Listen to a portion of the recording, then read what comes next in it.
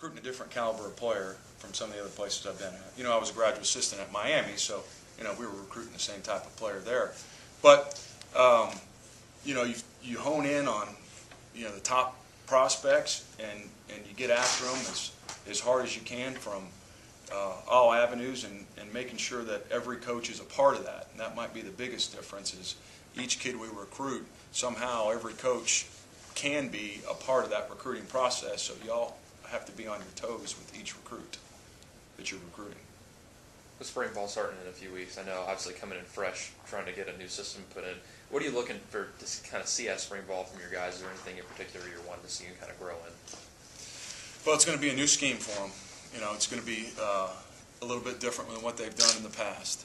So we've got to make sure that we don't throw too much at them, and that they can grasp that first.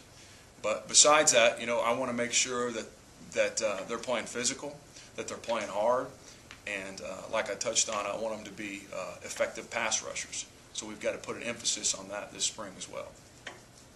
Going back to your time at Miami, what were your memories of the rivalry Florida State-Miami? You know, it's funny. I can remember walking out in pregame down in Miami in the old Orange Bowl for the Florida State-Miami game, and it was probably an hour and a half, maybe 2 hours before kickoff, and the stands were already packed, and everybody was already loud.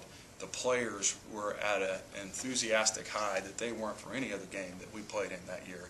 And I can remember having goosebumps going, wow, I mean, this is what it's about right here. I mean, this is the pinnacle of college football. And now I'm on the other side of that, you know, so I'm looking forward to it again and that game as well. Back on recruiting, what is the difference in walking into a living room with that Seminole logo on your shirt? Is it more than what you thought it was going to be, or is it probably what you thought it was going to be now that you're going in as a recruiter for Florida State as opposed to some of the the smaller conferences? It's what I thought it was going to be. You know, it's you know, you can compete with anybody. You know, there's no reason why somebody could tell you they're not going to come to Florida State. You know, so but that's what I anticipate. And so it's been real exciting to do that, and you know, being a recruiting guy like I am, and being a recruiting coordinator for all those years at Rice, I mean, it's something that I was looking forward to. Coach, Florida State has a long line of great defensive ends getting back to the 90s and all the way up recently to Everett Brown. Not that necessarily factors into what you're doing as a coach, but is that something that you've considered at all in the back of your mind, being a defensive ends coach? Yeah, I realize the talent that's been here, you know, and I even used some of that in my recruiting in that short time that I got here in January. And I know that there's a lot of tradition at defensive end, and I want to get back there. You know, I want our guys to have the same type of names as some of those players that you mentioned. So I know that there's a responsibility there at defensive end play, and I'm looking forward to it. Jim Gladden's still around the university. You got a chance to meet him, talk to him at all? I talk to him every day. Yeah, he comes. He has lunch here every day, and so I go down and have lunch, and we visit, you know, on a daily basis.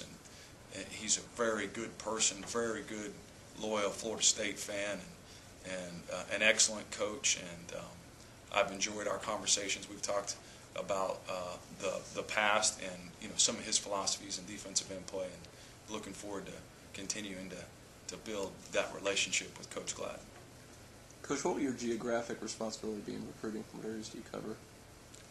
What was I covering? No, at Florida State, what geographic regions will you primarily cover for recruiting? I know. I've got a Central Florida area, and I have a Georgia area. I basically have Southeast Georgia, and I have Central Florida in between Orlando and Tampa, all the way up to Suwannee County. And then I also have a East Atlanta area. That's my considered my local area. And then my national area will be Texas and Oklahoma and some of those other Midwestern states. Are you responsible for Germany now? Yeah, I'll be the German recruiter as well. You know, Coach Coley had that last year, but he's going to relinquish those German duties to me. The recruiting styles vary from region to region, do you think?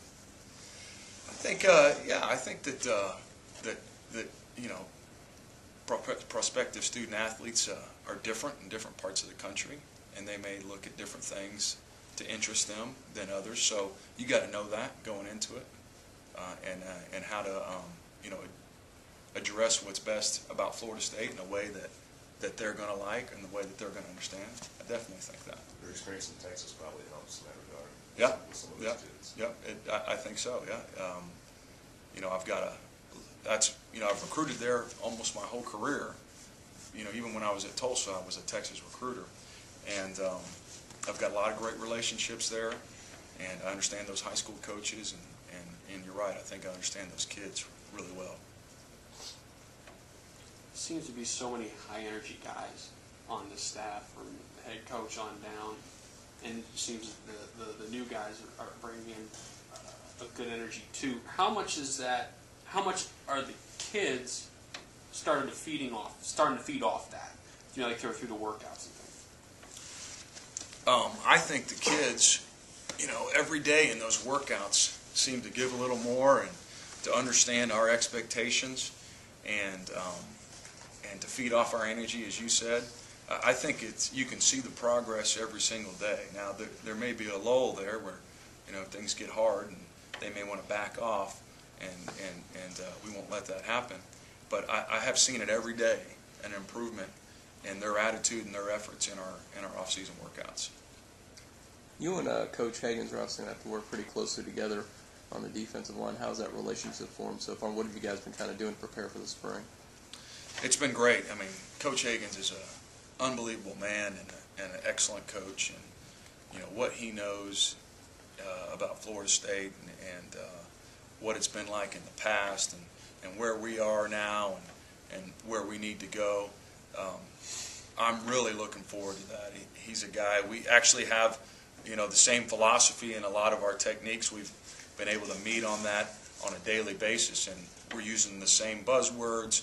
We're, you know, emphasizing the same things, and we plan on working together in a lot of ways throughout practice and even in some of our meetings, because you know, my philosophy and his as well is that we've got to be together on so many things. The defensive ends and the defensive tackles have to be on the same page on so many things that we're going to work together in practice and in meetings to make sure that happens.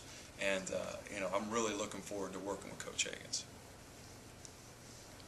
Might take a second here to what is not on DJ's bio is the fact that he is also coordinating the walk-on group. So another responsibility that he has that has him buried in paperwork